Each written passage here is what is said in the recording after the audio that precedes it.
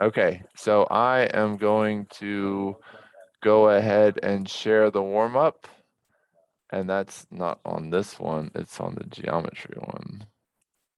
I don't think I made the algebra 2 warm-up yet. And let's see if this works. This never works for this class on Zoom, but it works for everything else. There it is.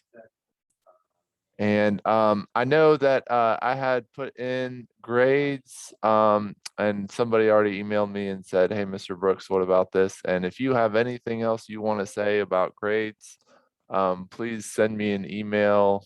And so I hear you. And hopefully most people should be pretty happy with their grades. There's not too many people struggling, which is really nice. You guys have done a great job. Let's see, copy and chat and boom. All right, so there's the warm up. Probably not going to finish the entire warm up, but it's just a little check to see where we're at to make sure you guys got at least, you know, kind of the triangles part. And then we're going to have a little similarity warm up Monday. And let's see, let's put on some music. All right, so there's some people that just came in, so make sure you're saying hi to me and make sure you have the warm up done. That's also a good attendance thing. Let's see, let's pause the recording. All right, so let's see, I did this last week. It's been a long weekend. Let's see if I can remember how to do it. We're starting with two triangles and they're both isosceles. And so we remember we have two theorems with isosceles triangles. No, this one is isosceles. This one is equilateral. So so this is 50. So what is this then? You know, well, there's 180 in a triangle minus 50. And then you have two of these angles. So the total remaining is split up among two. And so let's see if I can do this. 180 divided by minus 50 is 130 divided by 2 is 65. So that means that this is 65 and this is 65. Uh-oh, I took over Mr. Abshire's computer. We're on the same network. All right, and then with equilateral triangles, well, it's just the full 180 and there's three angles. So that means that each one is 60. Right? And then I've just solved for almost all of these. Let's see. If this is 65, then what is this amount? Well, you could think about it as this is a linear pair, and so it'd be 180 minus 65. You can say 180 minus 65 is equal to that. And that is, oh God, I can't do math in my head this early, is 115. So this is 115. Or you can say, hey, you know what? I know that we have this theorem called exterior angle theorem. And so also 50 plus 65 is equal to the exterior angle. So that's this opposite angle. This opposite angle is equal to the exterior angle. Remember that? Remember we did that last week?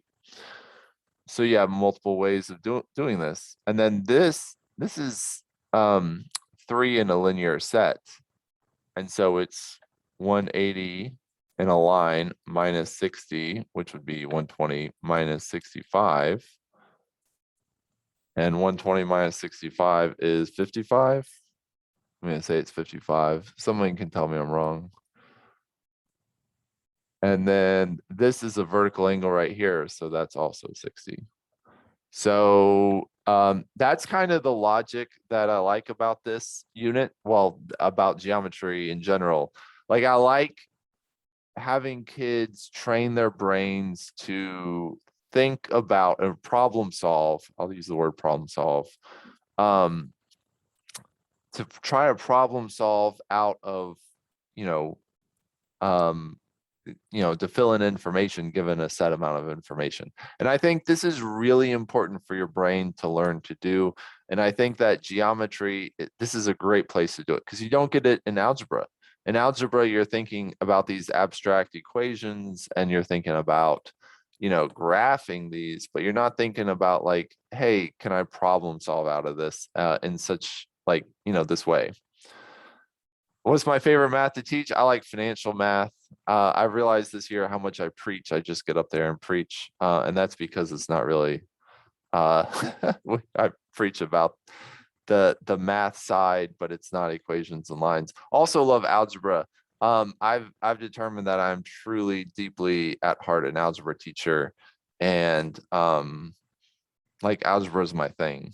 And I really would love to get into calculus, but right now this is where someone has put me. It might be God, it might be my principal, but I'm put here. So I love teaching algebra. Yeah. All right. Any questions about this? And then let's see what else is down here. What type of triangle is this? This is a equilateral triangle. So you guys need to know the 3 types of triangles. That's question 1 on the test. And then what is the missing angle? Well, all these have to be 60. We kind of did that up above. And then we have our 2 theorems on isosceles triangle. So this is an isosceles triangle because these 2 angles are congruent. And so these 2 sides must be congruent. And so if this is 5, then that has to be 5 also. And then this is another one. I love this. This happens all the time. And every year students are like, what? How do I do this? So there's a lot of information given here. You might see, okay, there's an equilateral triangle. And you might even see this is an isosceles triangle.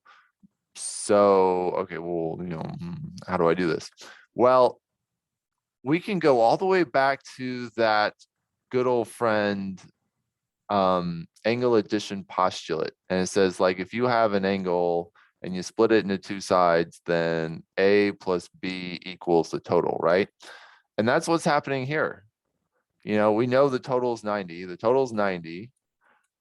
And then this side, this right here, this comes from a previous problem you had up above where it said, what's the angle in the problem? Well, if it's an equilateral triangle, it has to be 60. And so what is this missing side? Well, this is 30.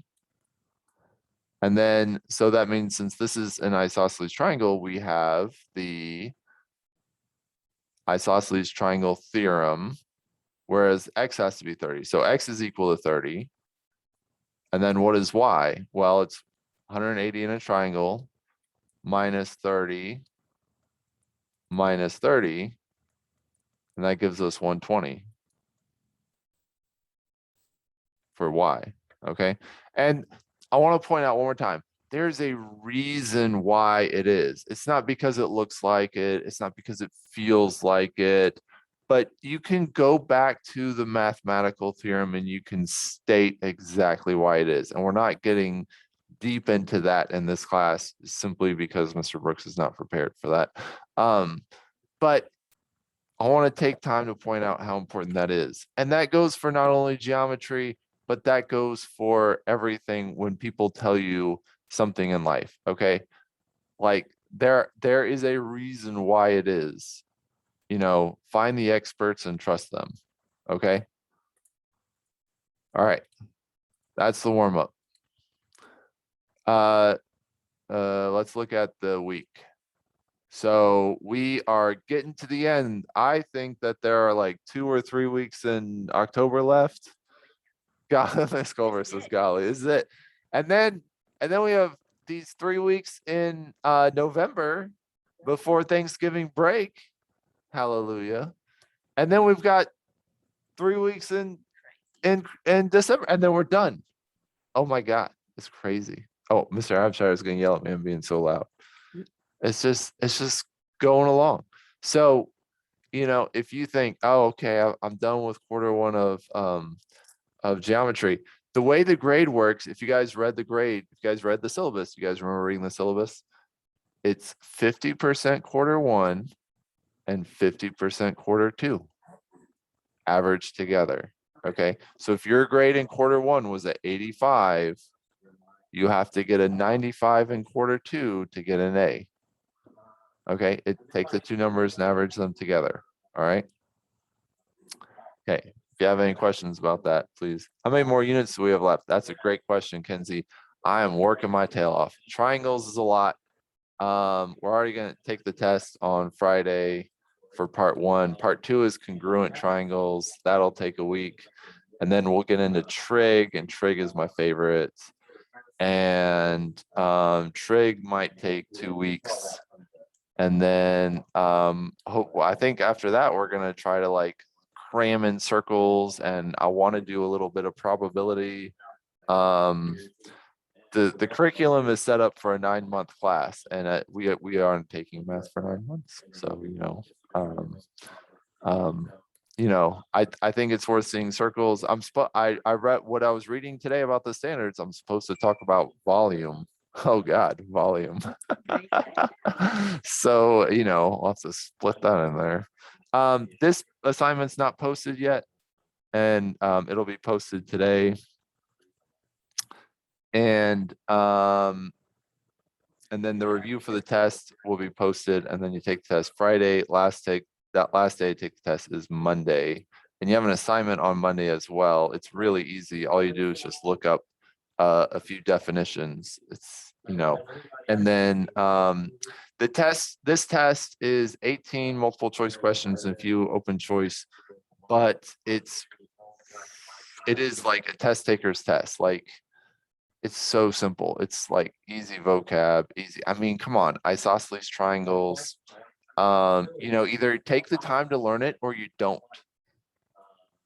Okay, it's 2 theorems for isosceles triangles, and like exterior angle theorem is just, add up the 2 opposite angles. Either you're in class and you're listening and you learn it, or you don't, and it's not worth spending more time on. It's not. Like, just do it the first time. Okay. It's 18 questions, but it's so quick. You can take the test in 30 minutes. And it's a great practice. Like, if you want to get better at taking tests, this is the perfect test for it, because it's a bunch of easy questions, but you have to, pay attention. You can't let your ADHD wander your mind. Okay. All right. So I want to talk about similarity. This is the triangles notes. Let me show you where this is. Okay, this is these unit 4 notes right here. I cleaned them up a little bit for you. And so if you guys want to join me, it's right here. That's quadratics. That's algebra 2. That's at 8 o'clock. Okay. Where are we at? We're gonna go all the way right here. Triangle similarity. Okay. The assignment you did on this was watch this video and fill in the notes and then do the practice. And oh shoot, I just realized I never posted the answer keys to the last one. I took those worksheets home to do them, and I did not do them. And I apologize. I'll have the answer keys posted for you today. I promise I'll get home and do them. Triangle similarity. There are 3 ways to prove triangle similarity, okay? And I want you to see this slide as proofs, because right now, if I say these 2 triangles are similar, or these 2 shapes, it could be any polygon. It could be, a square, rectangle, heptagon, septagon, octagon, nonagon, whatever. But the majority of what we're going to do is triangles. But these are the 3 you have to know. And by know, I mean you can write them down. Angle, angle, and there's the little similarity symbol. Okay, this means similarity. Side, angle, side, and side, side, side. Those are the 3 ways you can prove it. Now, you might say, well, Mr. Brooks, what about angle, angle, angle? Well, it's true that angle, angle, angle means that they're similar by definition, but you don't need the 3rd angle to prove. In other words, these are like the minimum proof. Okay. So obviously, if you know all the sides and you know all the angles, you can prove if they're similar, but these are the minimum needed. And really, we want to do the minimum amount of work. I'm not saying we want to be lazy, but so if you know that 2 angles are the same in any triangle, then the 3rd angle has to be the same.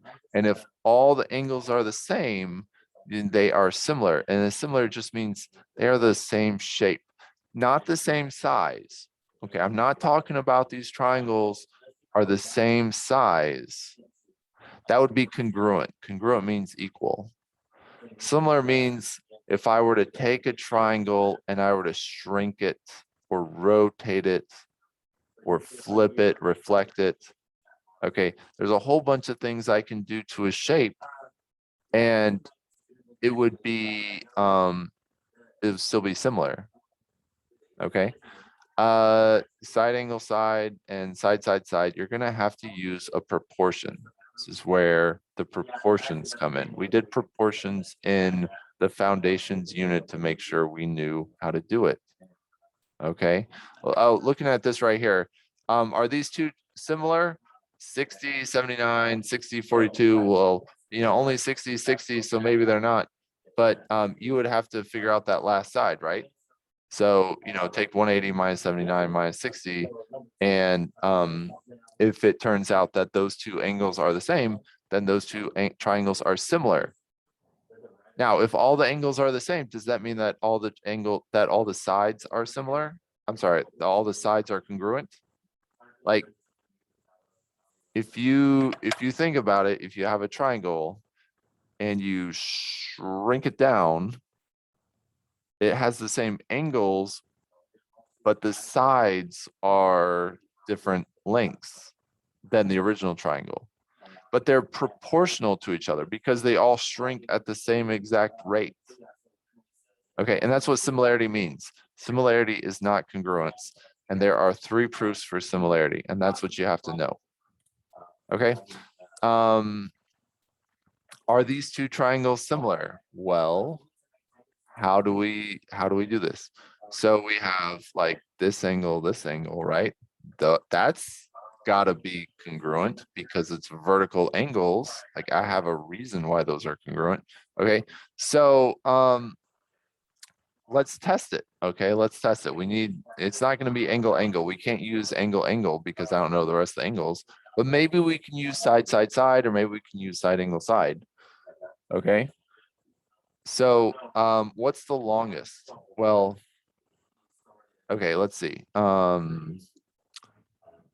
Oh, well, here you go. That's 24. That's the longest. That's 20. So it'd be 24 over 24.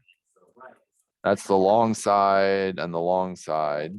We set up that as a proportion to this. So it'd be 9 over 18. And then this is this side. Like these two sides have to be proportional to each other, right? 17 over 17. Right, so I got the long side and the long side, the short side, and then these two sides have to be the same, right? So let's see, this is 24 divided by 24 is 1, and then this is 1/2, and then this is 1. So no, these are not similar. Okay, so what I did was I set up my proportions and I was trying to see if they are equal to each other. All right. And it kind of, if you look at it, you're like, well, you know, since this side and this side are the same, but this side and this side are different, obviously they have to be different, right? Okay, any questions on that? All right, any comments on the similarity? Do you guys do the similarity? Let's see.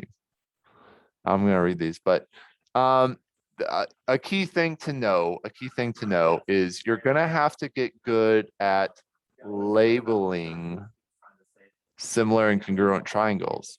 And let me say that the order matters, okay? So you can't just say ACB and DEF, like you have to go in the right order. If it's ABC, then it has to be similar to DEF, not DFE, not EDF. Okay, so that means that angle A is the same as angle D. Angle B is the same as angle E, or AB is similar to DE. Okay, and then just like that, BC would be similar to, you could also use the word proportional to EF. All right, so when we write these and when you see these on the test, some of them will be out of order and you have to know to put them in, like you have to keep them in the right order, okay? All right, does that make sense? All right.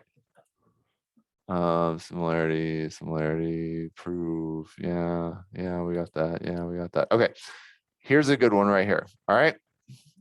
Sorry. Okay, ABC and the AED are similar. Why? How do I know that these are similar? How do I know? Does anybody want to tell me? If I said, hey, Brittany, or hey, Amy, these two triangles similar? And you can definitively say yes. Why? What about Caden? Anybody want to type in? Okay. Well, this angle is shared among the small triangle and the big triangle, right? And this angle is the same on both because they're both 90 degrees. So therefore, they are similar by angle. All right. There's a proof that these two triangles are similar. Since these two angles are the same for both triangles, that means that these two angles must also be the same for both triangles. All right, so it says solve for x. How do I solve for x? Well, since the angles are a triangle, all of the side lengths are proportional. So we can set up proportions and solve proportions. So ABC would be like 9/3. When you set this up, you're going to realize it doesn't matter if you put 3/9 or 9/3 or whatever. Okay. And then we're going to do the same thing for AED. Okay, so 9 is this bottom length. So the bottom length down here is now 15. All right, everybody clear on where I got 15 from? Very common for a student to see this problem on a test and freak out and be like, oh shoot, I know how to do this, but I don't remember. But you're gonna have to remember to add the side lengths together when you're talking about a big triangle pulled out of a small triangle, okay? And then X would be here, all right? And then this is everybody's favorite algebra problem to solve, all right? Cross multiply. So 15 times 3 is 45.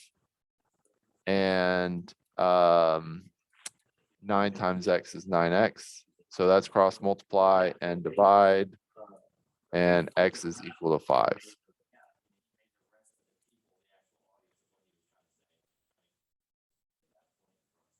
All right. Any questions on that?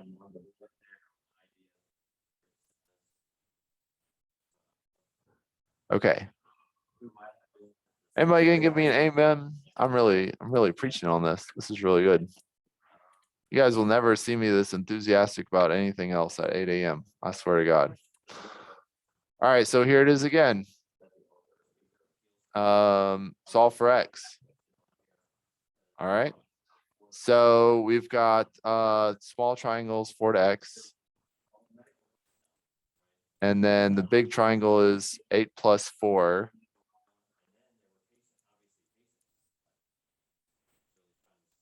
Ooh, well, it looks like, since this is 12 and this is 12 and this is the same, it looks like this should be 4, right?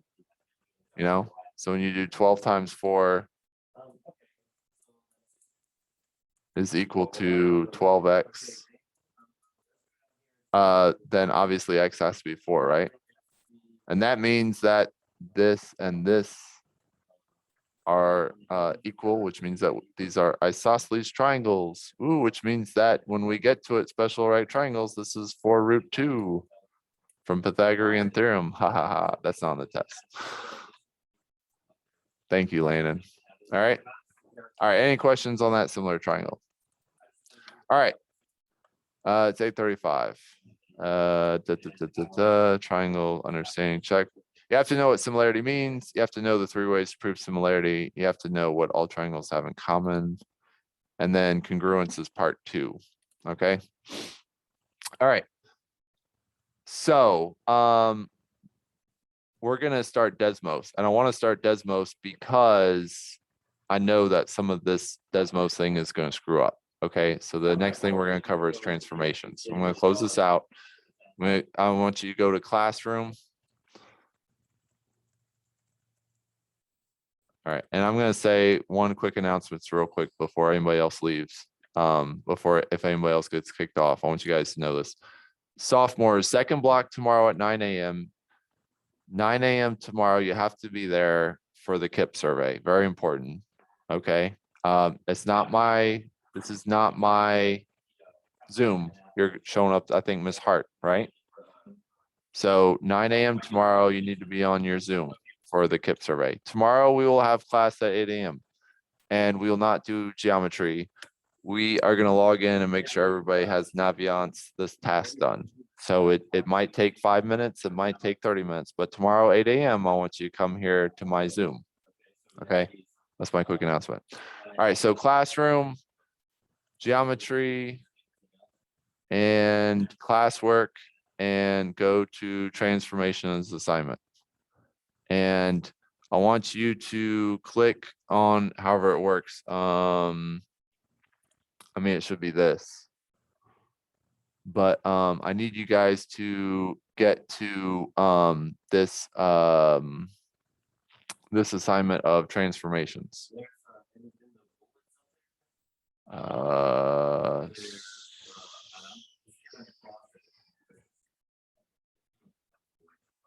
Shoot. And let's see if I can get mine up.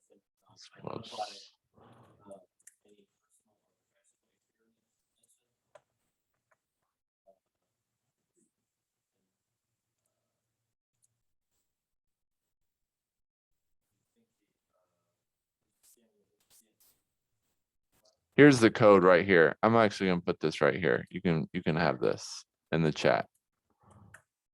If it brings you to something with parabolas, that's wrong.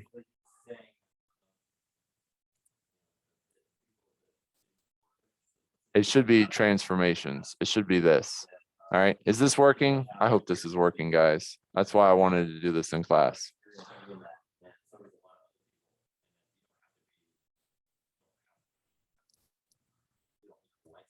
All right, I'm going to start with, I think this is the short one. There's a short one, a long one. Nope, that's the long one.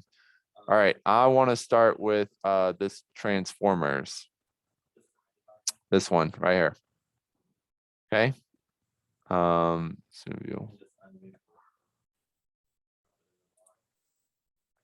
Link worked in Google Classroom. Okay, all right, good. All right. Can you guys get to this transformers? So I should have everybody right here.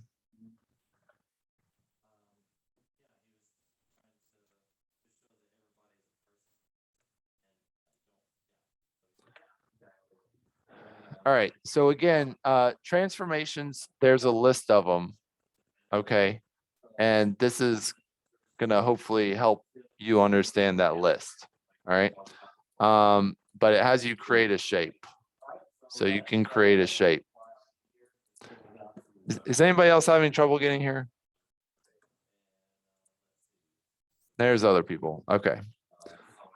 And really, I love this idea. You can make your own shape, okay? And I think playing is how you learn, like really play around with it. And then you press play. And then what happens to your shape? Okay, there's a lot of words you can use. You can say it flipped, right? You can say it rotated. And I think rotate is probably more appropriate. Okay. Man, so something else. You can say spin. I guess you can say spin. Rotate is the word that I really want you to use. And then what happens here? Okay, so what's that? So this would be like a compress or a squish, but this is where you compress it. Okay. Now watch out the difference. Okay. With this, the shape doesn't change. So we're still congruent. All right. It's still the same exact shape. But this is a different, and that's what's called a rigid. This is a rigid transformation. A rigid transformation means that it's not going to change shape. And so if it asks like, what is a rigid transformation? Well, a rotation is a rigid transformation. But a compression is not rigid because the shape changes. Now, if this isn't even similar, right? It really is not similar. Here's another one. This is what we call a dilation. Oh, and then there's a translation. So there's two. So there's a dilation. Dilation is where you make something bigger or smaller. Okay. So it dilates and it you can say it shrinks. And it dilates by a factor of less than 1. So it might be like half. It dilates by 1/2. Okay, it's half the size. But if it dilates more than 1, it gets bigger. If it dilates by 2, it's twice the size. Okay, you'll never dilate by 1. Dilate by 1. Anything times 1 is just 1. Anything times 1 is just itself. Okay, and then there's a second transformation right here. It moves. You see how it moves? That's what's called a translation. Translation. Okay, so translate means you take it and you move it. Now, translate is rigid. Okay, that when you move something, it stays perfectly congruent. When you dilate something, it stays similar. So in other words, the new shape is similar. It's proportional to the original shape. Okay, so do you see now for transformations, you can say like it's rigid or not rigid. It stays congruent or not congruent. So it's rigid. Yeah. And then, or you say it's similar or not similar. Okay. All right, and then this is a kaleidoscope. Oh my God, it's like the greatest thing on earth. So have fun with that, okay? Go back there and have fun. All right. I just saw that and I just loved it. Somebody can tell me what we're supposed to learn with the kaleidoscope. That'd be great because I love it, but I'm not sure how it ties to my curriculum. Okay, so the other one I want you guys to do, okay, how do I do this? Let's see. The other one I want you guys to do is doesmost.com. How's activities? Is go into the other one.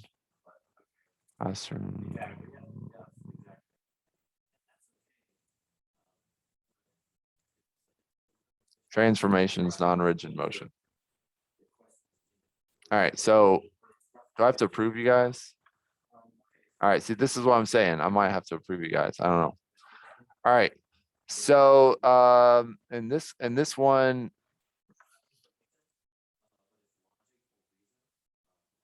you have to figure out how to get the object to transform over there. So remember, we're trying to take this and we're trying to translate it. So we're going to pick translate and we're going to adjust it and you can play around with it. There's nothing there. See how it's so close?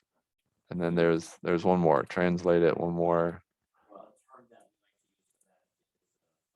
Oh, I was so close.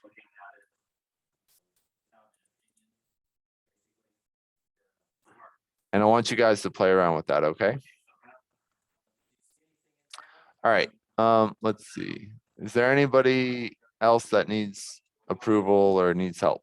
Any questions on that assignment?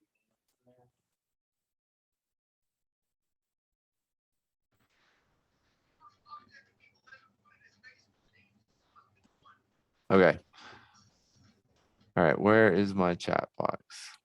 All right, if you guys are good with that, I want you guys to play around with that. And I guess like there's one more thing I want to point out. Think how to do this for you guys. All right, let's say that, so everybody look at my screen. This is the last thing. So let's say you have a triangle, A, B, C. I'm sorry, this is so ugly. All right, and let's say you transform it, whatever, maybe you reflect it, or let's just say you translate. Okay, so you move the triangle and it's still A, B, C. Okay, the notation, the way they mark it is with a little prime symbol. So A, B, C. So it starts out as A, B, C, but then it goes to A, B, C. So it makes that little marking there. Do you guys see how that they put that little superscript on it? Okay. And then maybe you do something else. Maybe like you blow it up. Let's say we dilate it by a factor of 2. So now you have A, B, C, and then it goes into A double prime, B double prime, C double prime. Okay, so you guys can see not only the order, but you can see like how it relates, okay? All right, any questions on that? Or any questions about any of the assignments? All right, it is 8:46. I've been on here for 46 minutes. We've covered, I know I'm forgetting something. I'll get it Wednesday. We've covered transformation. We've covered similar figures, transformations. We have class tomorrow at 8 a.m. Class tomorrow at 8 a.m. Set your calendars. Okay. And then sophomores, you guys make sure to go to your Zoom tomorrow at 9 a.m. with Miss Hart. And Ms. Culver will work with some of you guys if you guys have worked with Ms. Culver in the past. I got Amy, stay on after class and I can try to answer that question. And then Kenzie, if you want to stay after class and I'll answer your question, I'll try to work that out with you guys. If not, have a great day and be nice.